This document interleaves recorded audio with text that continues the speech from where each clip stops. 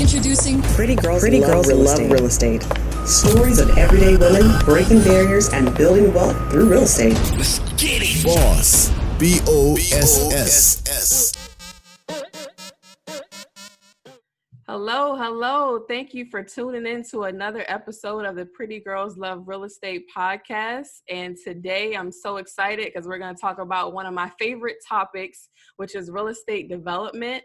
And again, I have one of my sorors here. Shout out to Zeta Phi Beta Sorority Incorporated. Got one of my other sorors in the building once again. Her name is Jessica Jones. She's also got an awesome name.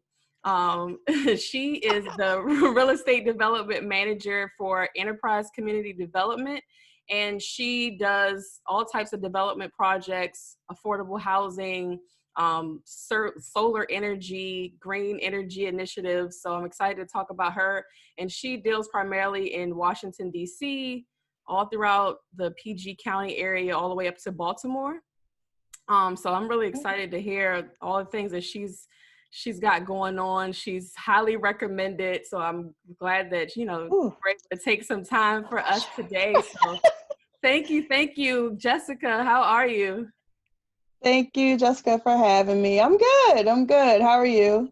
I'm doing well. Like I told you, I had a million things going on today, but I'm glad that we, were able to take this time to have this conversation. I know when we first talked a couple weeks ago, we had a 15-minute conversation and you dropped a whole bunch of gems on me that I didn't know. So I was like, we have to extend this conversation and, talk more and spread your wisdom to, everybody else out there listening. So let's just jump into it. So first and foremost, I just want to know about you and how you came to be interested in real estate and kind of what all brought you to this point.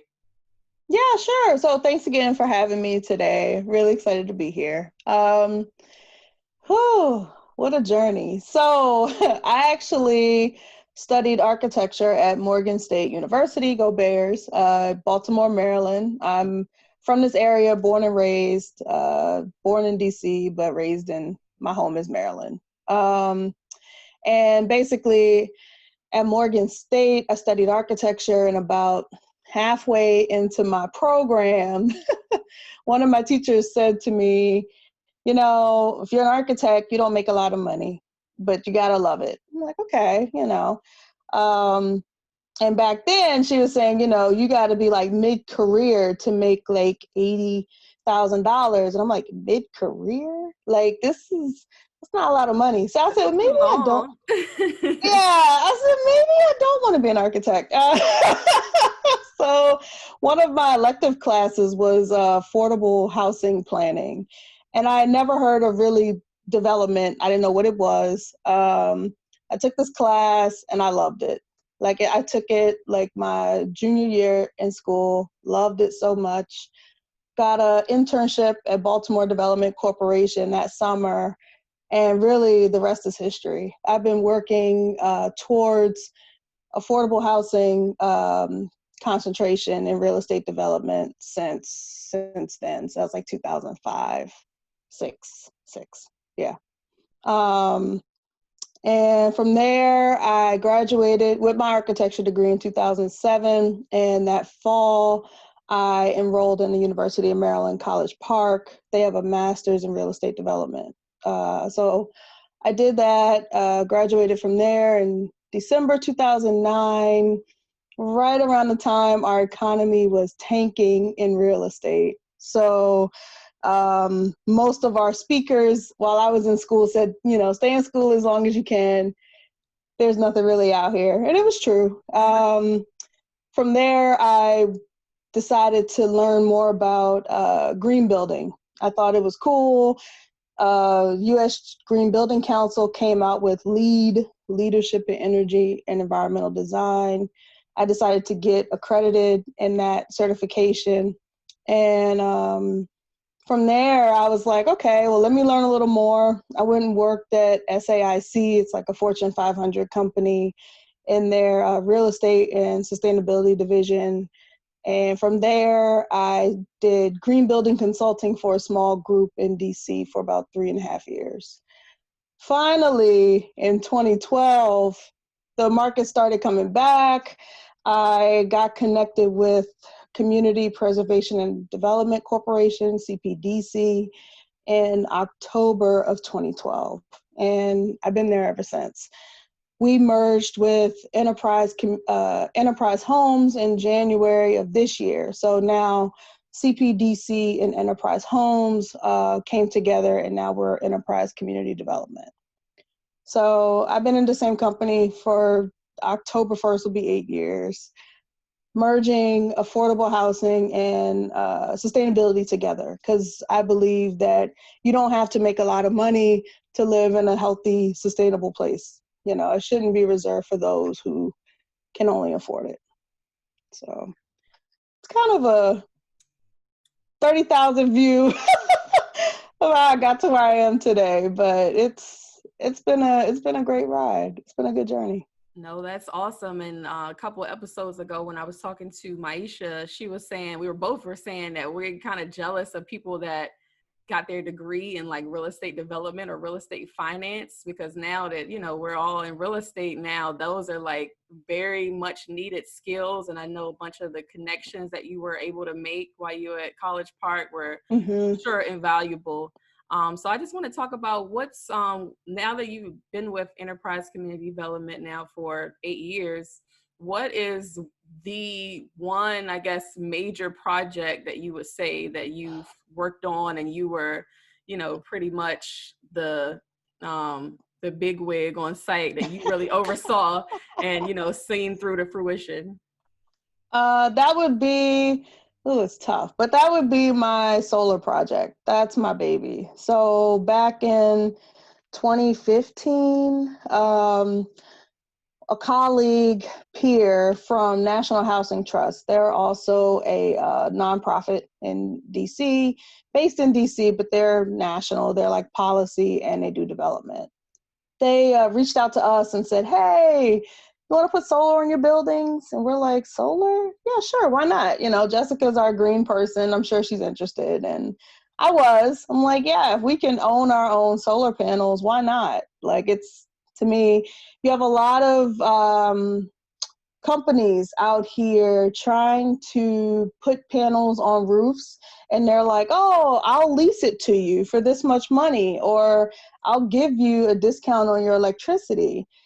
But if you can afford to buy the panels yourself, you get better returns. So of course we're interested. Let's talk.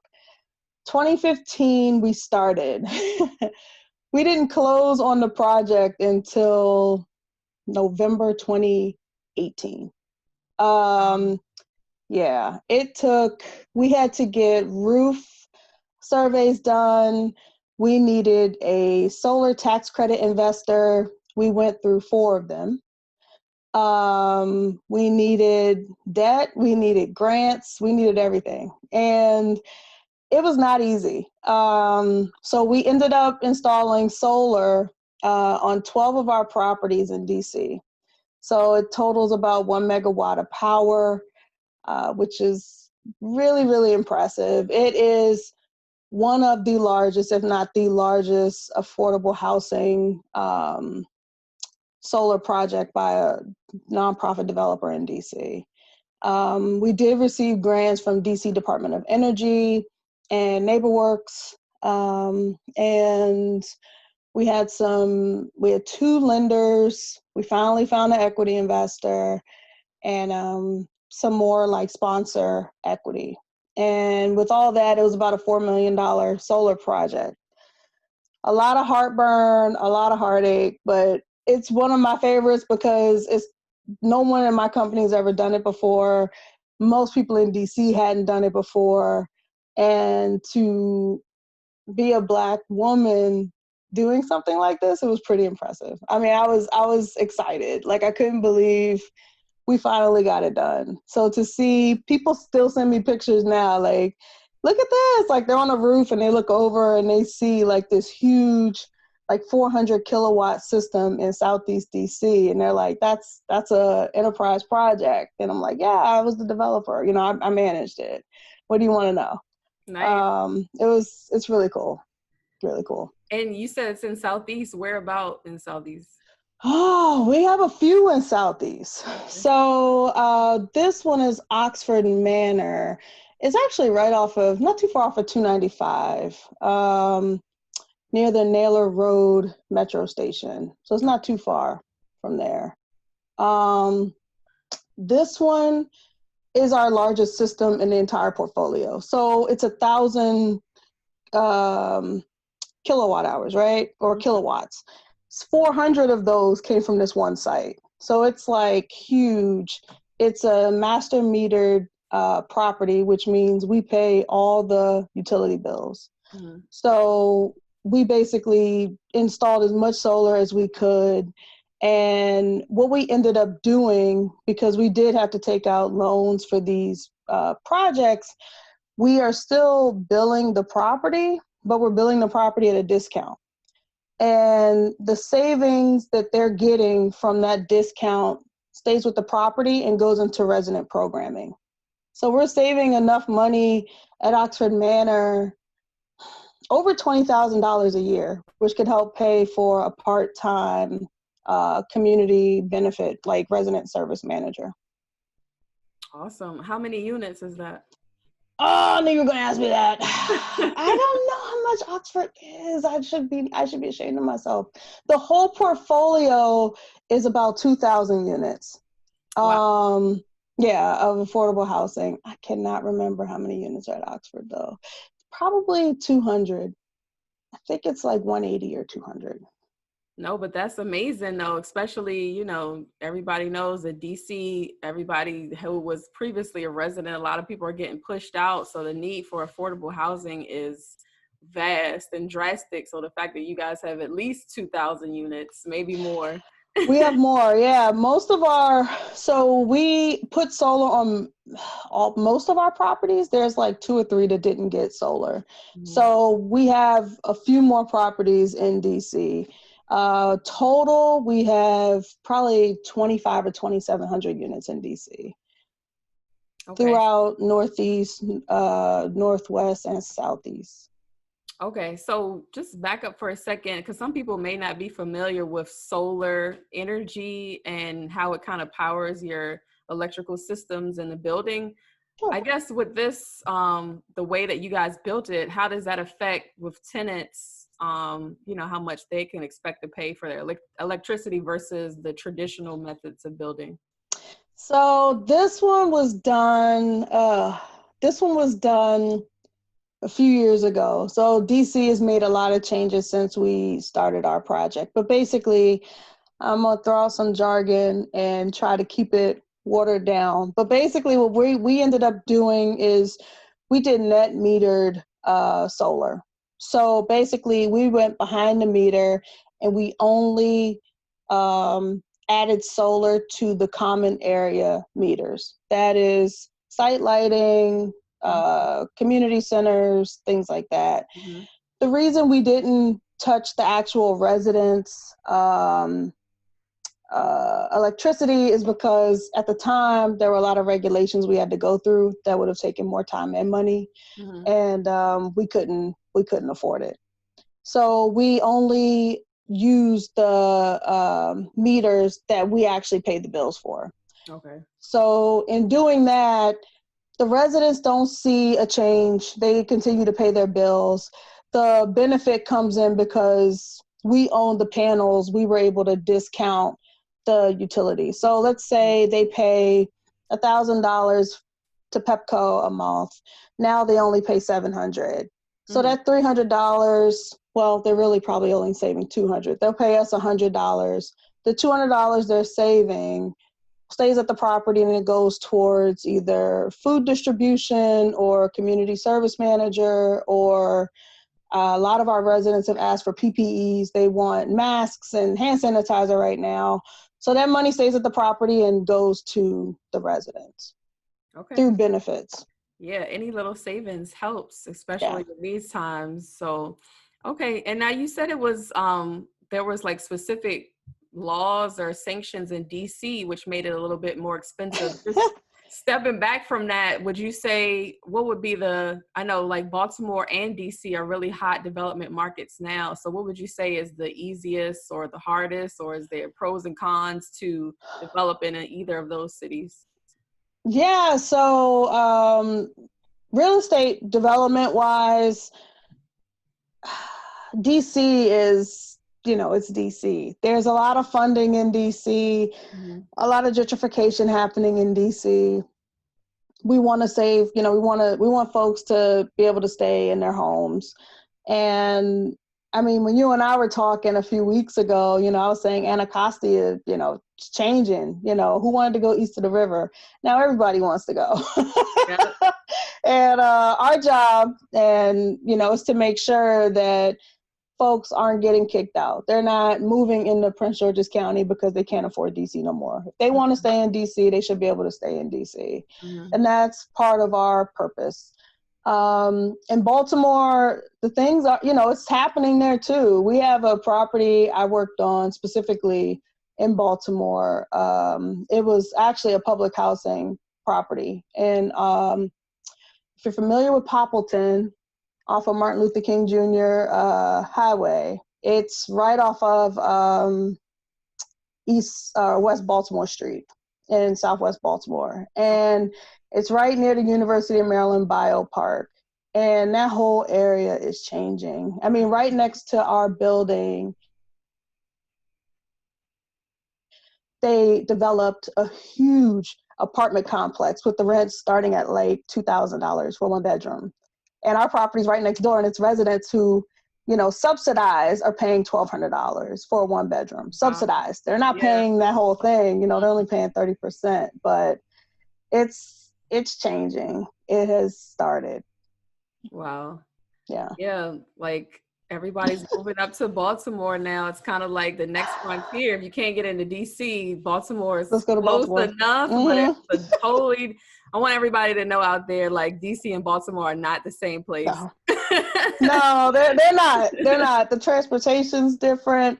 The cost of living is different.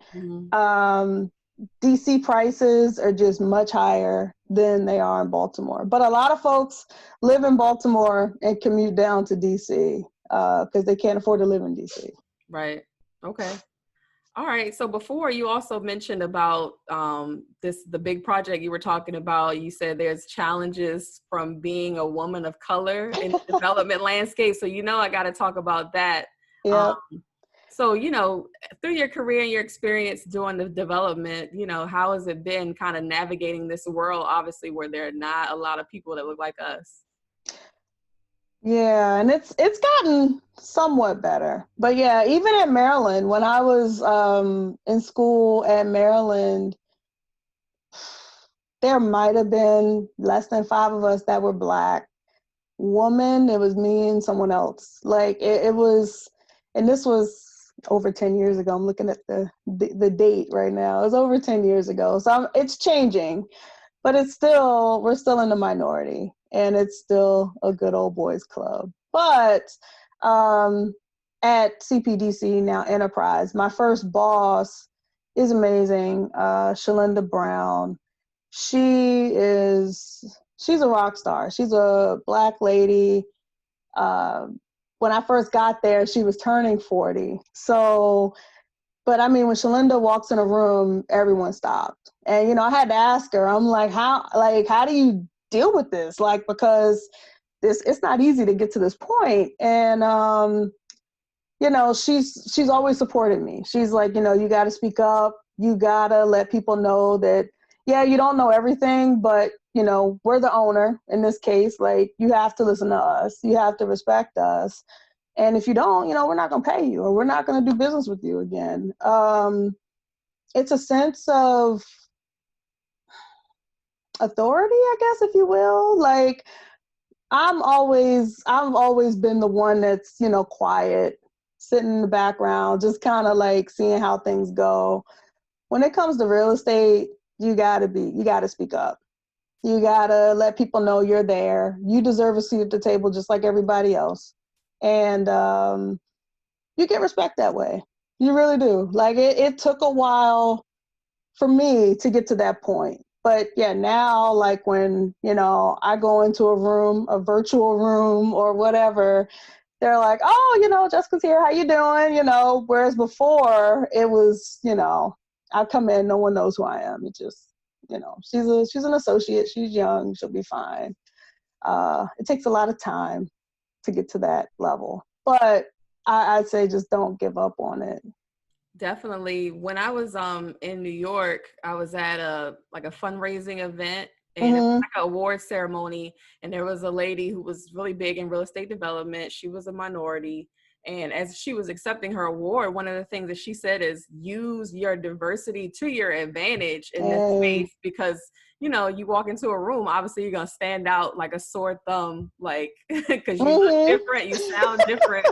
You got a different swag than everybody else that was there before. So use it to your advantage, because obviously you're going to be memorable like that because you stand out. So that's true. Be the best that you can be, and, make an impression like that. And use that being able to stand out to your advantage. And so also I want to talk about some of the other programs that you informed me about, as far as more diversity and getting more people of color and more women involved in real estate development. Like I told you, I'm an alumni of Project REAP in New York City, but they also have that program in DC. But there's a couple other programs that you sent over to me. So can you just talk a little bit about those and your involvement with them so far? Yeah, sure. So one of the ones I didn't mention, but I put in the email, Women of Color and Community Development, Wickedwccd.org. Mm-hmm. It's a fairly new organization, trade group, a few years old now. My boss, Shalinda, she's still my boss to this day. She's actually one of the board members now for Wicked, but they're awesome. They have like webinars. They have like, now they're virtual brunches, but they were doing brunches to like network and empower one another, just support each other. Because being a woman and being a woman of color in economic development, real estate development, it's still a minority. We're still in the minority. So anyway, we can come together, learn from each other, lift each other up. That's an awesome group to do it with. As far as affordable housing goes, there's two big trade groups in the district. One is HAN, the Housing Association for Nonprofit Developers. Their executive director is Heather Raspberry, Black woman. She's phenomenal. I love Heather. She's great. And then CNHED, the Coalition for Coalition for Nonprofit Housing and Economic Development. It's another nonprofit type trade group. Stephen Glaude is their executive director. Mm-hmm. He's a nice guy. And you also mentioned like not having like, a development background or education. That's okay. It's never too late. University of Maryland, they have their master's program, but they also have a certification. It's basically the same thing as the master's without the capstone thesis at the end. So the director of the program is Maria Day Marshall. She's an older African-American woman. She's phenomenal. I love Maria. She actually used to oversee DC's housing finance agency some years ago. But she's at Maryland now. And if you didn't want to go back to like a university, you have NDC. It's the National Development Council. So they have a housing development finance professional certification. It is a phenomenal certification to take. I mean, I took it some years ago, and as far as finance goes, it'll tell you from soup to nuts everything you need to know about real estate development. It's phenomenal. It's not cheap, but it's worth it. Mm-hmm. Okay, I'm gonna definitely have to check it out. Yes. I've got enough student loan debt now, but some of those other like nonprofit organizations and whatnot, I'll definitely have to tap into. Please do. For sure. Okay, and just in general in the DC and Maryland environment, like DC is almost, I feel like, pretty much spoken for. Is there any other areas within that kind of region that you would say that, you're interested in getting more involved in, or there's some projects coming up that you're excited about? Yeah, so one of the biggest things that's coming, it's been coming for years, it's finally here, is this Purple Line. It swings from New Carrollton in Prince George's County over to Montgomery County. I can't remember the last line, but it goes around the Beltway. And they're building. I mean, if you are driving in downtown Silver Spring, or you're driving over in Riverdale in Prince George's County, it's just everywhere. So they have a Purple Line coalition group that basically folks from the University of Maryland, developers, both for-profit and nonprofit, market rate and affordable housing, policymakers, they're all on this coalition trying to make sure that, those areas aren't gentrified, but also bringing more density. So as far as enterprise goes, we have a project literally right on the Purple Line. It's within walking distance to one of the stops. So my colleague is working on it, but it's pretty cool that, yes, we have a seat at the table because we actually do own a property right at the Purple Line. It's definitely a new development that if folks are looking to, get into real estate somehow, being near or within a close proximity to the Purple Line is really exciting times right now. Yeah, absolutely. Anywhere that's close to any transportation Mm-hmm. is like super valuable right now. If people aren't aware, like majority of the industry in DC is centered around the federal government. So Yep. like you were saying, you was telling me on the phone, like a lot of those markets, like outside of the Beltway, like you said, like even Gaithersburg, Rockville, Yes. way up there are starting to get more attractive now. Yeah, I mean, you have Clarksburg. I mean, there's a new Wow. outlets out in Clarksburg, Maryland. I mean, I remember Clarksburg as being, oh, is that near Hagerstown? No, it's actually closer than that. But they have a brand new town center outlet thing out there. And I mean, it's people, they have beautiful homes starting at $600,000 and up. Wow. Right? Yeah. That's And still people are buying affordable them. when it comes to that It area. is. It is. Starting. Oh, we weren't starting. Like Sorry. you can get 4 walls basically, but not anything else. Right. Okay, cool. So, is there anything else that you or your company have that you're working on that you're, want to just share with us now? So, we're in the middle of a pandemic, unfortunately. Two of the projects I'm personally working on are stalled right now because of COVID related things. We're looking to, still move forward, but it's not easy. I mean, if I'm just being real, I should be really, really busy right now. Instead, I'm waiting to hear from people, like when people start to get a little more comfortable with where we are right now as a country. As one of the projects is a occupied senior housing complex. Mm-hmm. Trying to do some kind of construction work or just getting folks in and out of a senior property right now is scary. It's people don't want to do it. Well, what if I'm that one that brings in COVID and, people are losing their lives? It's not easy. So unfortunately, 2 of the projects I'm working on are stalled right now, but we are seeing some movement, so that's a good thing. And I'm hoping to also do a solar phase 2 in DC. So that's also in the works too. Okay. I'm glad you actually mentioned senior housing, because that is a kind of a newer niche that people are getting more and more interested in, especially as the baby boomer population is rising every day. So can you talk a little bit about just that niche of development with senior housing? Sure. So with Enterprise Homes, They acquired the shelter group portfolio for seniors. So, oh my gosh, it was over 40 properties throughout Maryland, Pennsylvania, and I think Delaware too. Most of them were all senior. There were a few families, but they acquired a ton of senior properties.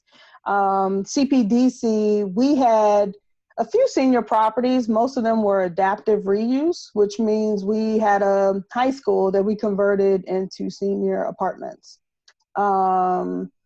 which was really cool. So we have it in Richmond, Baltimore, actually 2 in Richmond, Baltimore, and Annapolis.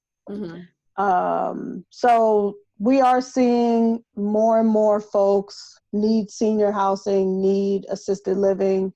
And you have a lot of folks that are in our family projects that are aging. I mean, they've been living in the same apartment for 30 years.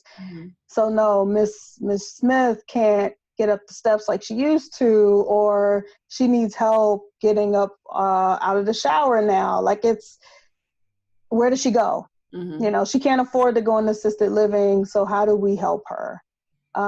These are conversations that aren't just happening at my job, but they're happening around the country. Well, these are happening around the country now. These type of conversations. The need is only gonna go up.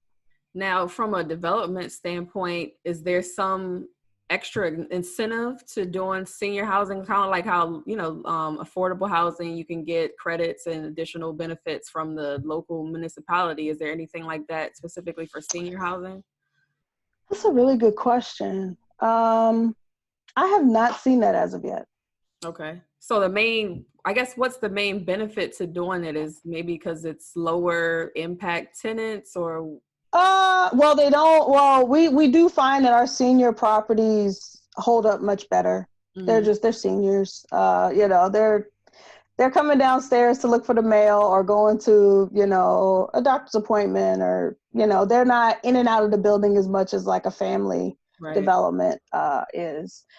But that's a really good question. I haven't had that one. There's a need for it. Right. I think that's really what you got going for it. There's a need. Folks are getting older.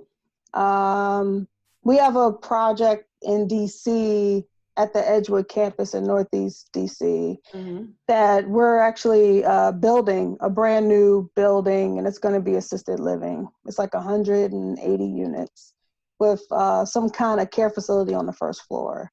And most of the residents from that property are coming from other parts of the Edgewood campus, which is, they're aging in place.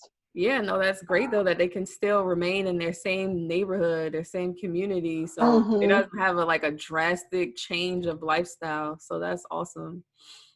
And then just in terms of affordable housing development, it's hard enough getting the debt and equity together on any type of real estate project, but how would you say getting those low income tax credits and affordable housing tax credit adds another layer to the mix? You already know. It's funny because I've never done market rate housing. I only kind of know. But what I do know is they don't have to worry about low-income housing tax credits and competing for these tax credits. You have 9% and 4%. And with 9% credits, those are very valuable because they're worth 70% of the equity, whereas 4% are worth 30% or 40% of the equity. So it's everybody wants 9%, but states can't afford to give everybody 9% credits. So you have to compete for them. And you have to be strategic. Maybe your 60-unit deal can apply for it and get it, but not your 300-unit deal. That's a 4% bond type deal. But there's more fees associated with bonds. And oh gosh, I feel, we have asset managers and property managers that have to deal with the whole compliance side of things. Right. Oh my God. It's another world. I always I tell folks, because I do mentor students at the University of Maryland, I always say, like, if you can do affordable housing, I'm sure you could do market rate with your eyes closed. Wow. Now, does DC or like PG County have any like diversity supplier initiative that kind of make you a little bit more competitive for those tax credits? So DC and the state of Maryland and Prince George's County, they do like recognize you if you have minority minority companies on your team. Okay. So if you have like an architect or interior designer, contractors, subcontractors, they usually have requirements. And if you go above and beyond, you get more points for that. Okay. So you have a lot of like companies that are like, hey, yeah, we're woman owned, or yeah, we're Black owned. We can help you out, which is Definitely. Like I said, use your diversity. exactly to your advantage. Okay. Cool. Well, anything else you want to let us know about before we wrap it up and go to the last set of questions? Real estate is all about who you know.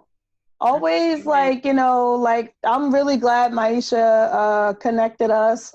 Networking is huge in this field. Like I I met Shalinda, my current boss, back when I was first out of undergrad. I was working with someone at the time who worked with CPDC, and that's how I got to meet Shalinda. And I'm like, man, she's so amazing. I want to get to know her. And years went by, and I applied for this job, and she's like, I remember you. Yeah, why not? Like, you just never know. So I think one of my biggest takeaways is, it's all about who you know. Don't burn your bridges, and don't ever take anything for granted when it comes to meeting folks. Amen. That's like a big theme of this show. Everybody, almost all the guests keep saying it's all about networking. Yep. It's all about relationships for sure. So it really is. Definitely. The same thing you said about Shalinda is what Maisha said about you. Like, oh my God, so awesome. Like, I want to be like her when I grow up. Maisha's great. Cool. All right. So let's just wrap it up and go to the last set of questions. This is the Fabulous Four. And this is where, we ask everybody the same question. So just whatever comes to mind, just go for it. So the first question is, what is your favorite real estate book? So, I was reading this question and I'm like, man, so there's one book that I read, oh my God, I read it years ago. It is the Life and Death of Great American Cities by Jane Jacobs. Mm-hmm. It's about community planning, like neighborhood planning, the importance of having eyes on the street. It's very like about the way you build out your communities and its uses. It's an awesome book. I read it. Oh gosh, I think I read that at Morgan, but it's a great book. I'm looking at it right now. It's a great book. And I have to plug in, because I have not finished reading it, but I have to say, I highly recommend Color of Law by Richard Rothstein. It's fabulous. It talks about racial inequities when it comes to real estate finance, how Black people weren't approving for VA loans, but white people were. Mm-hmm. Redlining, things like that. My coworkers have been telling me forever to read this book. Now that we're in a pandemic, I'm actually reading the book. But it's awesome. Okay. Highly recommend it. Same. I've been hearing a lot about that book. I've read The Color of Money, which is okay. I read that one. Counterpart. Okay. Yeah, so that one's similar, but I definitely want to read The Color of Law too.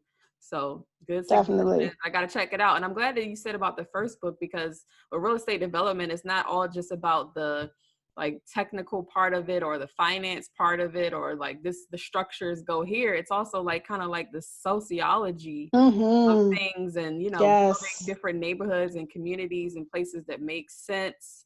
Exactly. About what the people want, give them what they want, but make it make sense for this new area. So it's definitely great. Definitely.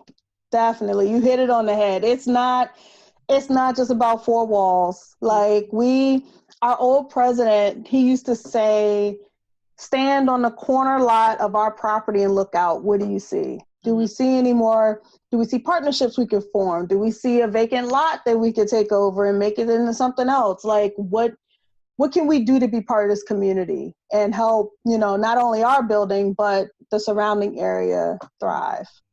So yeah, highly, you hit it on the head. Thank you. Awesome. Awesome. All right. So the second question, you kind of already said it, but you can give us some more advice is, going back, if you were just getting started in real estate, what are some advice that you would give your younger self? This was a good question too. There's so much advice I'd give my younger self. The biggest piece of advice is to always believe in yourself. Never give up. It's not easy. Real estate is cyclical. My first real estate job out of college, I was laid off. It was in the middle of a recession. And I am straight A types, top, summa cum laude, graduate at Morgan. I'm like, laid off, like me? That doesn't happen. Like, maybe I should have went into architecture after all. Like, I started second guessing a lot of stuff. And I was like, no, this is happening for a reason. Through that job is how I met Shalinda. But it was just, I was like, no, I'm here for a reason. I can't give up. That's when I got interested in green building, and the rest is history. So I think telling myself back then, like, just persevere, stick it out. You have a purpose. Yeah, and usually when you're getting into something when everybody else is running away, that's the best time to get into it. That's true. That's true. It's true. And then you said that's when you got into green building. That was perfect timing because before it wasn't like as big of a deal as it is now. So you got in that wave early. Definitely. Yeah. Cool. So what number 3 question is, what do you personally want to learn more about in real estate? We talked about senior housing. So my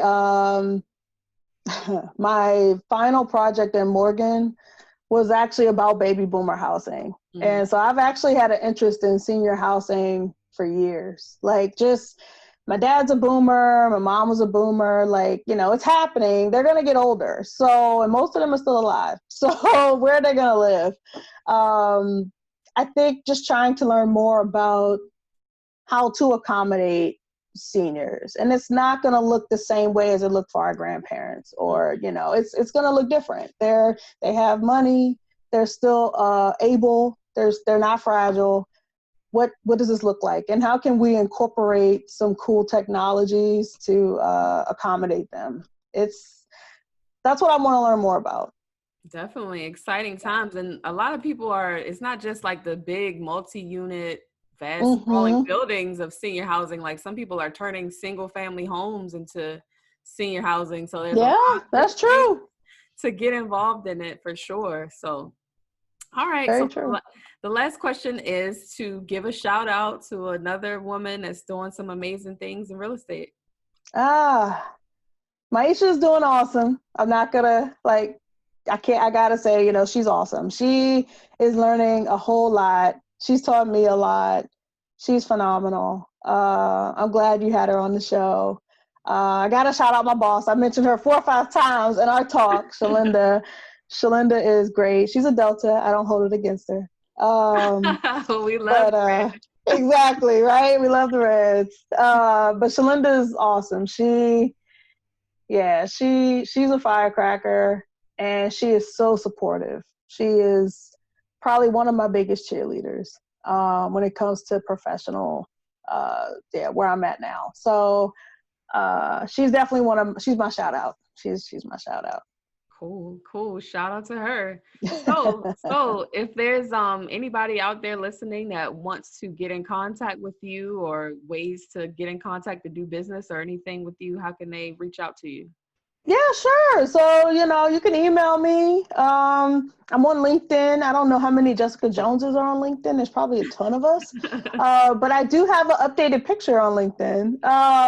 But my email address is jjones@enterprisecommunity.org. It's pretty simple. And I mean, they know you, Jessica. So like if someone says, hey, I want to talk to that girl who was talking about solar, you can totally give them my info. I'm okay with that. Absolutely. Yeah. It's going to be, as always, it's going to be in the show notes and on YouTube. It's contact information is going to be out there so Awesome. you can reach out directly. But yeah, if you want to interact with her through me, definitely. All right. So, any last words for our listeners? Any projects you have coming up? Anything else that you want to kind of promote or bring light to? Just rounding back to solar. Not going to get political, but depending on how elections go, there's a possibility for, an extension in the ITC. It's the tax credit, the federal renewable energy tax credit. Mm-hmm. And, if we can get an extension, fingers crossed, that means we could do more work, more solar, more renewable energy projects, not only in DC, but in other parts of the country. And, hopefully we'll see, like I don't want folks to shy away from solar or to shy away from, energy. It's here to stay. That could be my green tree hugger person in me, but it's here to stay. If you have questions about it, please reach out to me. I'd love to talk about solar. There's enough of the pie for everybody to go around. Yeah, I think it's going to be eventually, that's going to be pretty much the standard. Yep. Those big companies like Apple, who are the majority of Amazon. the S&P, they're Yes. they're moving to that wave. So They are. got to follow the money basically. So Yep. that's what they're getting into. So, all right. Well, that was, pretty much a wrap. I thank you. Appreciate it so much for taking this time to come on and talk to us, spread a lot of knowledge about green building and solar energy, senior housing development, so much. So much talked about a lot. and so little time. Jessica, it's been a pleasure. This has been awesome. Yeah, thank you so much. So definitely looking forward to remaining in contact. And like I told you before, I'm planning to invest back home in DC within the next year or two. Definitely got to come back to the area to get more involved in the community. So I appreciate you once again. And any way I can help you with anything that you have going on, definitely do not hesitate to let me know. Awesome. Will do. All right. Thank you. Thank you. All right. This was another episode of Pretty Girls Love Real Estate podcast. I'm your host, Jessica Washington. Again, this is my guest, Jessica Jones. She's pretty awesome. Thank you again for, joining us on the show here. And all right, signing off here. Have a good one.